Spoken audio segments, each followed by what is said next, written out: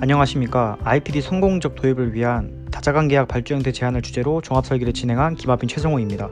목차는 연구 배경, 연구 주제, 연구 내용, 연구 결과 순. 먼저 연구 배경을 통해 왜 IPD가 국내 도입이 필요하고 기존 사례에서는 어떠한 이유로 도입이 저조한지 말씀드리겠습니다. 건축 산업은 타 제조업에 비해 생산성이 떨어집니다.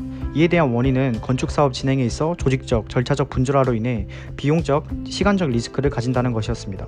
이에 발주 방식 변화를 통해 분절화에 대응이 필요했고, 프로젝트 참여 주체들을 초기에 하나의 팀으로 이루어 협업을 통해 발주자에게 사업물을 제공하는 IPD 발주 방식이 제일 선진적이고 효율이 좋은 발주 방식으로 평가받고 있습니다. 이에 국내에서는 IPD 도입 시 고려사항과 필요성에 대한 연구가 진행됨에 따라 세 가지의 프로젝트에서 IPD 발주 방식을 적용하였습니다. 그러나 위 세 가지 사례는 IPD 발주로 인해 얻게 되는 생산적 이득이 참여 주체 모두에게 만족되지 못하는 사례로 평가받고 있습니다. 세 사례 모두 IPD 도입으로 인해 사업적인 면에서 성공적이었다고 볼 수 있지만, 포스코 천연 응급제 플랜트는 IPD 수행에 유리한 구조였고, 그렇지 못한 사례에서는 공사비 절감에 대한 이익공유 부재로 모든 주체가 IPD 도입으로서 성공적이었다고 볼 수 없습니다. 이러한 한계를 보인 이유를 이상적인 IPD 발주 체계와의 비교를 통해 알 수 있었습니다. 발주자와 PM은 IPD 프로젝트를 진행할 협력자를 선정하여 초기 단계부터 모두 설계에 참여합니다. 특정 시기가 되면 발주자는 타겟 코스트를 정하고 이를 기반으로 작성된 EMP를 토대로 계약금을 체결하게 됩니다. 발주자를 제외한 참여 주체들은 준공 시 잔여 계약금을 약속된 비율로 나눠 갖게 됩니다. 그러나 국내에서는 공사비 인프라 부족으로 인해 참여자가 산출하는 초기 견적은 불안정성을 갖게 되고, 이에 전문적 지식이 부족한 발주자는 견적에 대한 신뢰성을 상실하게 됩니다. 이러한 견적으로 계약금을 조정하는 것은 발주자에게 사업적 손실로 판단되어 이익공유 부재라는 결과를 초래하게 됩니다. 따라서 국내 IPD 사례의 문제점을 발주자의 신뢰성 부족과 이익공유 부재로 정리할 수 있었습니다. 이는 설계 시공자의 조기 참여 동기부여 부족으로 이어져 생산성이 저하되는 악순환을 겪게 됩니다. 참여자들의 IPD 수행 경험이 부족하여 IPD 도입이 어렵다는 실무자의 답변을 추가하여 세 가지의 문제점을 제시하였습니다. 이에 발주 형태를 제시하고 이익공유 환경을 조성하며 어떠한 업무 내용이 교환되어야 하는지를 제시함으로써 문제점을 해결해보고자 하였습니다. 먼저 발주자의 초기 견적 신뢰성 확보를 위해 계획 설계 대안 입찰로 협업을 시작하는 형태를 제안했습니다. 낙찰을 위한 입찰자들의 경쟁으로 발주자는 협업을 시작하는 단계에서 견적에 대한 신뢰성을 높일 수 있습니다. 또한 PM과의 조기 MOU 협약을 통해 입찰자들의 대안 평가의 전문성을 더하여 신뢰성을 더욱 높일 수 있을 것입니다. 다음은 이익 공유를 위한 환경 조성입니다.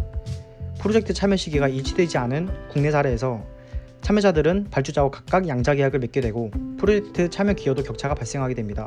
이에 공사의 성패에 따른 이익 위험 공유를 하지 못하는 결과를 초래했습니다. 따라서 프로젝트 참여 시기를 일체화시켜 협약 영역을 일치시켰습니다. 이로 인해 이익 공유에 대한 형평성을 추구할 수 있고, 다자간 계약 실시로 이어져 간단한 계약 절차로 이익 공유를 실현할 수 있습니다. 저희가 제안하는 발주 형태는 계획 설계안으로 대안 입찰을 하고 설계 시공자가 프로젝트 동시 참여가 이루어지며, 이에 다자간 계약이 실시되는 턴키 IPD 발주 방식입니다. 그러나 위 발주 형태는 기본 설계부터 협업이 시작되어 협업 시작 시 의사소통에 차질이 생길 수 있습니다. 따라서 저희의 발주 절차에서는 발주자와 PM이 입찰자에게 프로젝트에 대한 공동적인 목표를 제시할 필요가 있고, 이에 낙찰 시 목표 비용을 협의하는 과정이 필요합니다. 또한 다음과 같이 소프트웨어, 협업 보고서 양식 등을 입찰 시 미리 공고함으로써 협업이 시작될 때의 업무 흐름에 차질이 생기지 않게 하여야 합니다. 최종적으로 다자간 계약으로서 공사의 성패에 따라 이익 리스크를 공유하는 IPD 발주 형태를 제안할 수 있었습니다. 이를 사업적으로 평가해보면서 그 프로세스에 대한 구체화 또한 해보았습니다. 현행 발주 방식과 제안된 발주 방식의 사업비 분석을 통하여 주체별 수익을 비교해보았습니다. 제안된 발주 방식에서 변경되는 요소들은 아래와 같습니다. 적용평가의 순서로는 먼저 발주자 측에서 타겟 코스트를 제안해 최종 계약금이 결정된다는 개념과 이외의 사업비에 포함되어야 할 비용을 합하여 총 사업비를 비교할 수 있었습니다. 그 후 현행 발주 방식과 수익이 같아지기 위해 절감해야 할 공사비를 구하고, 제안된 발주 형태에서 얼마의 공사비 절감이 있을 것이냐는 산출을 통해 제안된 발주 방식에서의 이익 공유로 모두가 수익을 얻을 수 있을 것이냐는 평가를 하였습니다. 발주자는 낙찰된 견적의 98.6%를 타겟 코스트로 책정하고, 이가 계약금으로 구성될 때 현행 발주 방식과 같은 총 사업비를 지출하게 됩니다. 설계 시공자의 수익 증가는 계약금이 낮아진 정도와 예상 절감 공사비를 고려하면 됩니다. 결과적으로 계약금에서의 공사비가 1.8% 이상 절감될 때 참여자들은 현행 발주에서의 수익과 같아진다는 것을 알 수 있었고, 참여자들은 각각 29, 71%로 이익 공유가 되어야 공사비 절감에 따른 수익 증가가 동시에 일어남을 알 수 있었습니다. 다음은 예상 절감 공사비 산출입니다. 8가지 IPD 사례의 IPD 기본 원리 수행 실적을 제한한 발주 사례와 비교하여 가중평균으로 산출할 수 있었습니다.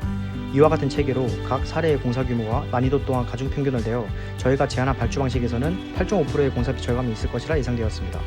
타겟 코스트 저감의 통상적 수치인 5%를 대입하여 다음과 같이 평가할 수 있었고, 이때 정해놓은 이익, 위험, 공률 비율로 시공자는 기존보다 12.6억 상승된 수익, 설계자는 6.5억의 수익, 발주자는 9억의 사업비를 절감할 것이라는 결론을 내릴 수 있었습니다. 저희가 제안한 발주 방식, 즉 턴키 IPD를 통해 증가되는 사업비와 절감되는 공사비를 예측하였고, 이익, 위험, 분기점을 구하면서 프로젝트 참여 주체 모두의 성공을 확인할 수 있었습니다.